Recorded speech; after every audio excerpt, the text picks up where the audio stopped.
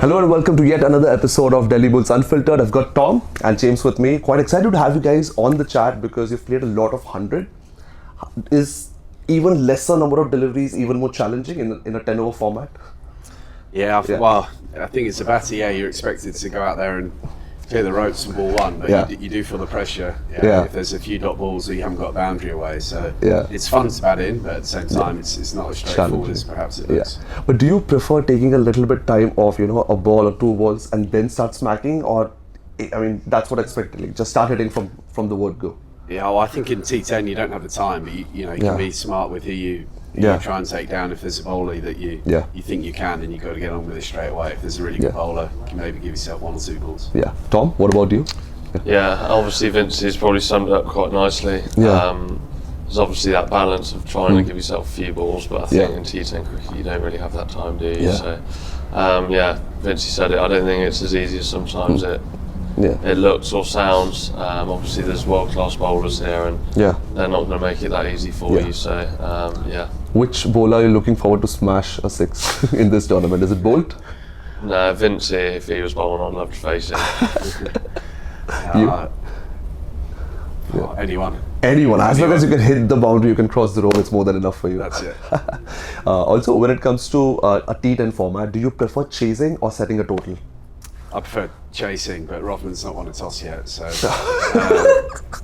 chasing the game's mapped out for you. You could be chasing 140 and you've got no time to get yourself in, but if you're chasing like 100, you can actually measure your innings a little bit more. Also, with setting a total, the problem is you don't know what's a good total, because nowadays 180 also could be chased down. Is that the reason why? Another reason why? Yeah, well, I think you don't have the time to. You can't take your time. You just got to try and set 130, 140 as a minimum. Yeah. What do you prefer, chasing or setting a total? I'd probably say batting first, just kind of control the game a little bit. You can look at it both ways, I guess. But for me, I'm pretty easy whichever way. Do you prefer getting under the skin of certain bowlers so that you throw them off their rhythm and then start hitting them easily? Do you prefer doing that? Is that a strategy? Not really for me. I kind of just see the ball and try and play it as it is. Sometimes in T10 you try and overhit it, I'd say. And sometimes it makes it a bit harder. So sometimes you just got to react to balls. But do you guys premeditate a ball based on the action or where he bowled the previous delivery, or do you just take it as the ball comes? I think sometimes, depending what field they've set, here with the wind and stuff, people often try and protect one side. So if someone's going to bowl wide, you kind of at least try and go across your stumps and predict to a certain degree where they're going to bowl. It helps if you face the bowler before and you kind of know what their change-up is or what they're going to go to. You? Yeah, I'd probably agree. I think out of the games we've played, there's always been a long side, so a lot of the bowlers, both sides, have tried to protect that boundary. But I think it's just kind of back in your skills and what you've done in the past to get yourself here, and hopefully that comes off. If you were the captain of the team, which position would you bat at? Like, so that you get complete liberty and confidence as well. You like to open? Yeah, well, for me, I'd probably open. I'm not really batting like in any other positions really. So. Okay, you? Yeah, I think opening, 3 you can be in early, but opening you get the 2 overs of power play to try and maximise, but the ball does swing around a little bit here, so there's advantages to both. And again, being in the position of a captain itself, from that mindset, would you prefer an attacking approach, like take those wickets with the risk of going for a 6, or be defensive, focus on the economy, give away less runs?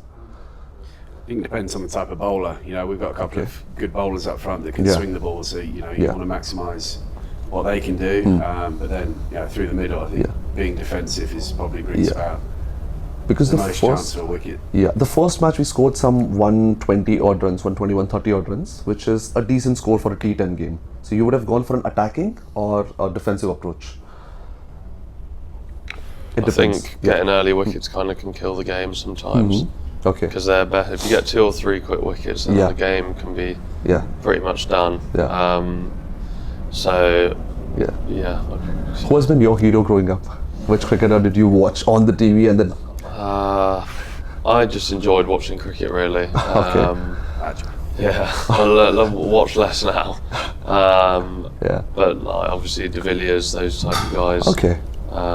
So yeah. So you've preferred watching the shorter formats of the game? Probably, yeah. I enjoyed settling in now, sitting on the sofa and watching the test match all day. But yeah. You? When I was younger, I think 2005 Ashes series was what probably got me The Flintoff into one. cricket. Yeah, Flintoff, Peterson, those guys. That was obviously Test match cricket, but AB is Vance mentioned. There's a number of players in the world now that you want to sit down and watch. There's so much short format cricket on, you can watch a lot of that. So So being a 1998 kid, I was hardly 7 years old when Flintoff and were at the peak or prime of their careers. But I've heard a lot about him. I've seen the numbers and stats.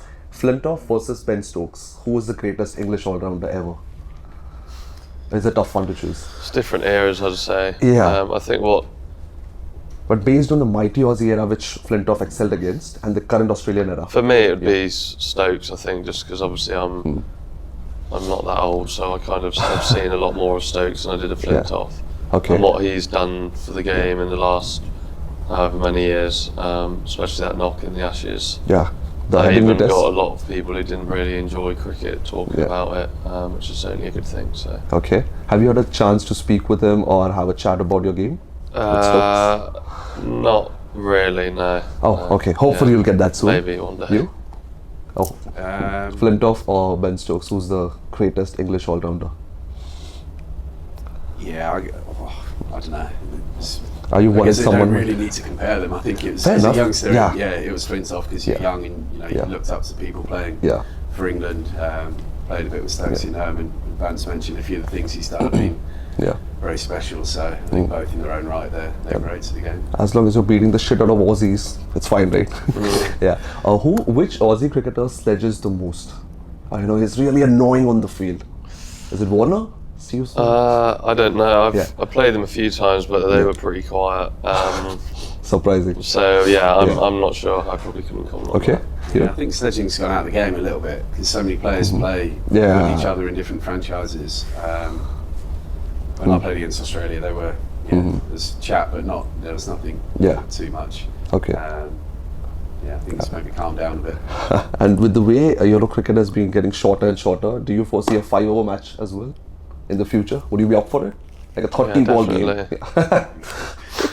You wouldn't need many players, but I mean 10 overs is pretty short, isn't it? Exactly. Who knows where it's going to go? Yeah, but that's what we thought about 20 as well. And back then people thought about 50-over games. But really good to have cricketers like you. I mean, in India, I hope you guys are aware that 100 is being watched a lot. And people like Tom Banton, James Swansea are very household names for us as well. Any message to the Indian fans? Thank you for watching and keep supporting us. Sure. You? Yeah, same as that. Perfect. Cool. Thank you so much, guys. It was really sweet speaking with both of you. And in case you guys want any other cricketer to feature on the podcast, let us know in the comments. Thank you so much.